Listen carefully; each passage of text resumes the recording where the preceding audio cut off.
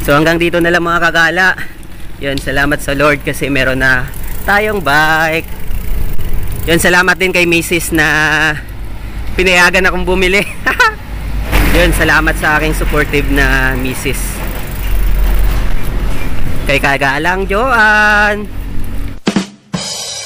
Action! Yo, what's up mga kagala? For today's video ay medyo maulan, pero may pupuntahan lang akong isang lugar kung saan nabili ko yung bike na to. Ayan. So kasi ngayon ko lang napansin na wala pa lang naikabit na tapaludo. Oh no! Yan, ayan o. Wala. Hey! Sana may bigay pa nila yung tapaludo. Kasi nabili ko to mga kagala, ano to eh. Yung presyo niya, 9,800. So 50% discount sila kasi pinapaubos na nila yung kanilang mga items ng mga bike. So kaya nabili ko siya ng 4,800. Yun. Alam nyo bang ano lang ito? Napag-ipunan ko sa pagtitinda ng mani. Sa mga susunod, mayroon na tayong cellphone holder na ilalagay dito. Para kahit pa paano makaikot-ikot tayo ng mga tindahan na mapaglalagyan natin ng mga binibenta nating mani. So yun mga kagala, dito natin binili yung ating bike. So problema, nakalimutan ko yung ano, yung tapaludo. Bago lang siya naalala nung pag-ulan kanina. Oh no! So sana ibigay pa rin nila. Kasi malaking tulong pag mayroong tapaludo dito. Nandito nga pala to sa Lacao Street, sa pagitan ng Manalo at saka ng Abad Santos.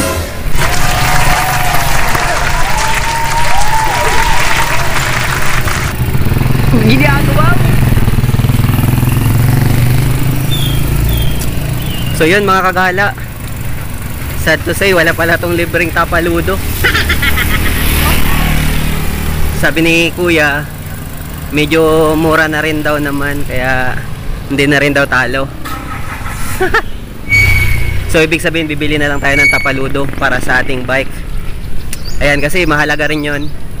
Galing mo! Para hindi rin mabasa yung ating, you know, damit. Ayan, so sa mga susunod na araw, gagamitin natin itong bike na to para mag-ikot-ikot ng mga tindahan para makilagay ng mani. So ayan, excited na ako dyan mga kagala. Nakakatuwa kasi 50% discount, nakakabili tayo ng mura. So kailangan ko rin ipa-align.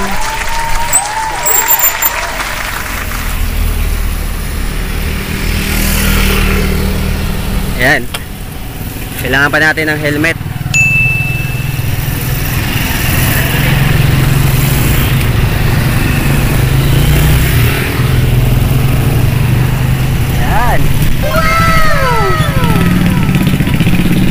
Kailangan pa natin ng helmet. So kailangan din natin ipa-align yung rim kasi medyo nagwawagel.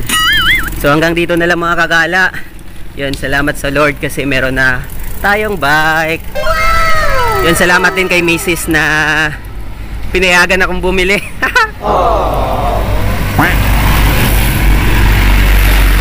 Yun, salamat sa aking supportive na Mrs. Kay kagalang Joan. So bye bye mga kagala. Keep safe.